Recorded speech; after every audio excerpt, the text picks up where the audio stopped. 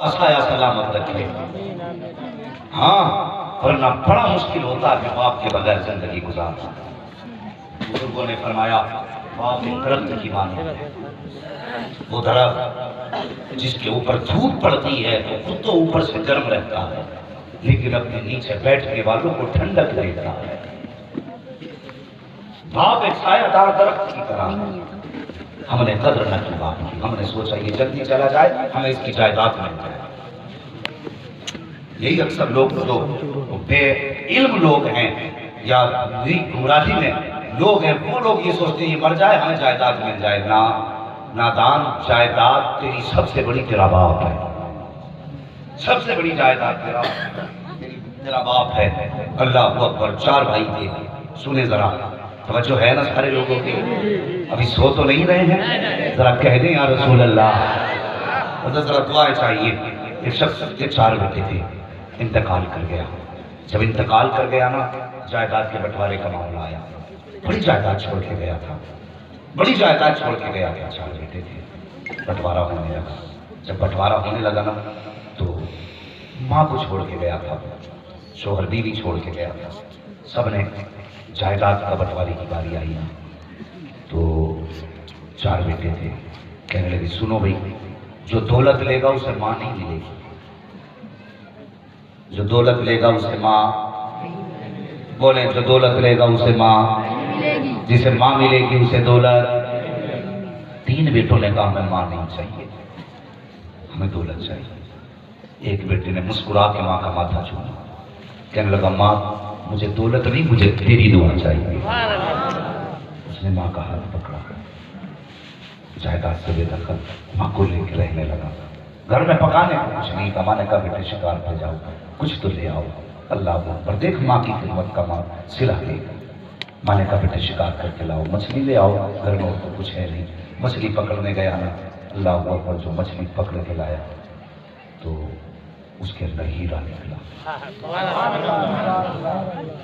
اور دوسری روایت میں کتاب میں نے یہ بھی پڑھا ہے کہ اس نے خواب دیکھا، کوئی کہہ رہا تھا جا فلاں درخت کے نیچے 100 درہم پڑے ہیں، اٹھا لے جا کے۔ اس نے پوچھا کیا اس میں خیر ہے؟ کہ اس میں برکت نہیں ہے۔ کہنے لگا 100 بے برکت کے نہیں، مجھے 1 چاہیے برکت والا چاہیے۔ نہیں گیا، پھر خواب دیکھا جا فلاں درخت کے نیچے 10 درہم ہے۔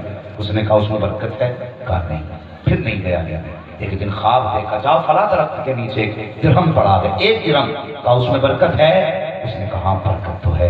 گیا، اٹھا لایا اس درہم کو، بازار گیا، مچھلی خریدی، 2 مچھلی لے کر کے آیا۔ 1 درہم میں 2 مچھلیاں بنی، ملی، لایا، کاٹا، دونوں مچھلیوں کے پیٹ میں ایک ایک بے قیمت ہیرے نکلے۔ پھر خدا نے اپنا کر دیا۔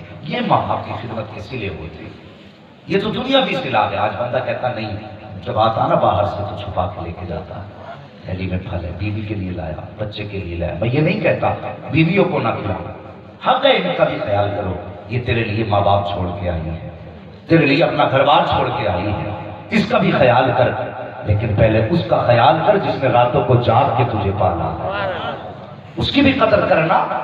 ایسا نہیں ہے کہ بیوی کے سامنے ماں کو چھوڑ دو، ماں کے سامنے بیوی چھوڑ دو، دونوں کا حق ادا کر، یہ ضروری ہے۔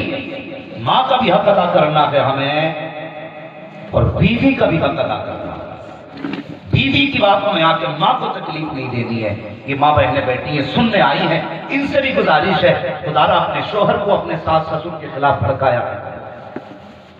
کہتی ہیں نہیں انہیں کھلا رہے ہو، اگر انہیں نہ کھلاتے کتنا بچ جاتا۔ اس طرح بچا نہیں کرتا، اس طرح برباد ہوتا ہے۔ مکے کی زمین ہے، بازار ہے مکہ شریف کا۔ ایک شخص اپنے باپ کا گریبان پکڑ کے کھینچ کے بازار میں لا رہا تھا، وہ باپ رو رہا تھا۔ اتفاق تو اسی گلی سے تیرے میرے آقا محمد رسول اللہ کا گزر ہو جاتا، حضور گزرے نا، نگاہ پڑ گئی۔ اور پھر وہ پیغمبر جو جانوروں کی آنکھ میں آنسو گوارا نہیں کرتا، وہ انسانوں کی آنکھ میں آنسو کیسے دیکھ سکتا تھا؟ کیسے دیکھ سکتا تھا؟ حضور نے بوڑھے کو دیکھا، کیا بات ہے؟ کہنے لگے یہ میرا بیٹا ہے۔ اتنا سنا نا میرے حضور کا چہرہ جلال سے سرخ ہو گیا، کلائی پکڑی بیٹے کی، باپ کا گریبان چھڑایا۔ کہنے لگے بتا کیوں لایا؟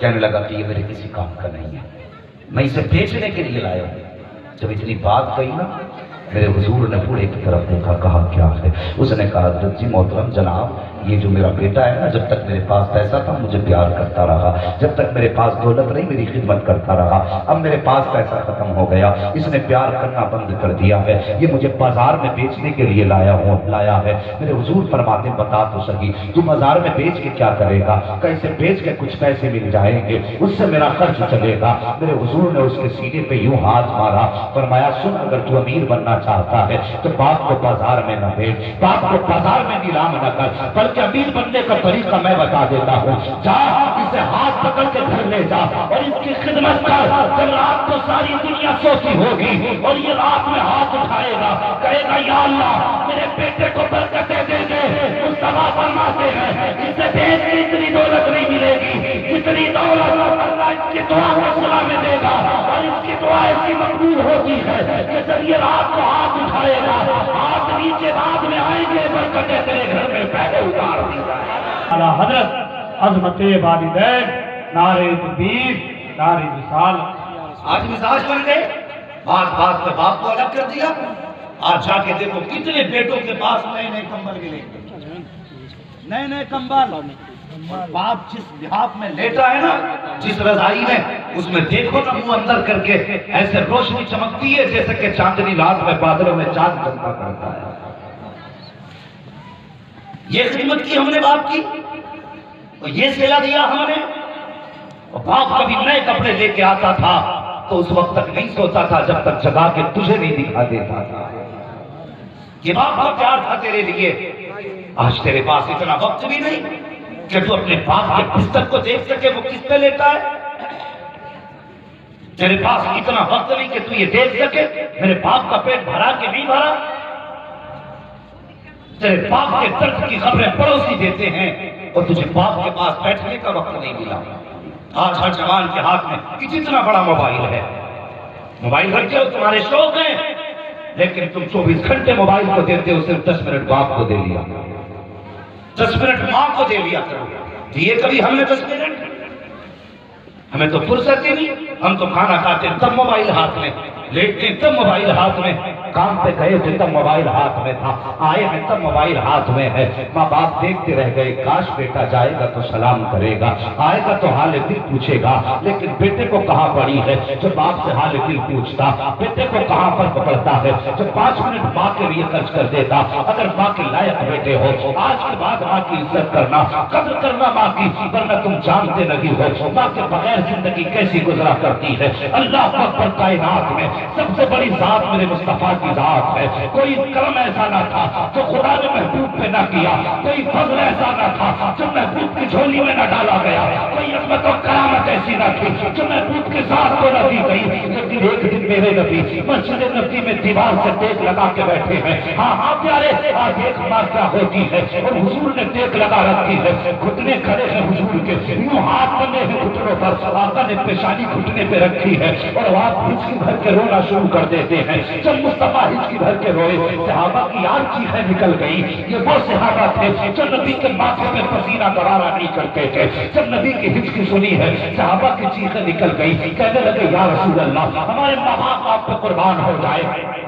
سرکار اگر کسی نے آنکھ اٹھائی ہوگی تو آنکھ نکال دی جائے گی، کسی نے زبان سے جملہ کہا ہوگا زبان کی زبان کاٹ دی جائے گی۔ محبوب پریشان کیوں ہوتے ہو؟ ضرورت پڑی تو جوانیاں لوٹا دیں گے بیٹوں کی۔ حضور ہماری جان بھی آپ کے لیے ہے، اولاد بھی آپ کے لیے ہے، حضور بتاؤ تو صحیح کیوں روئے ہو؟ جب اتنی بات میرے حضور نے سنی ہے، فرماتے صحابہ مجھے کسی نے کوئی تانا نہیں دیا ہے، کسی نے آنکھ نکال کے دیکھا بھی نہیں ہے، کسی نے ہاتھ بھی نہیں چلایا میری طرف، کہا یا رسول اللہ پھر روئے کیوں؟ میرے حضور کا جواب سننا پیارے، آقا فرماتے ہیں صحابہ آج مجھے ماں کی یاد آ گئی ہے، آج ماں کی یاد نے رلا دیا ہے۔ صحابہ رونے لگ گئے یا رسول اللہ آج بھی ماں کی یاد آتی ہے؟ ہاں ہاں مجھے آج بھی ماں کی یاد آتی ہے۔ آقا کیا یاد آئی ہے؟ اب میرے حضور کے الفاظ سننا جو عربی کا ترجمہ اور مفہوم مصطفیٰ کی حدیث کا وہ بتانے لگا ہوں۔ آقا فرماتے صحابہ آج میرے دل میں خیال آیا کاش میری ماں زندہ ہوتی، میں مسجد نبی کے مصلی پہ ہوتا،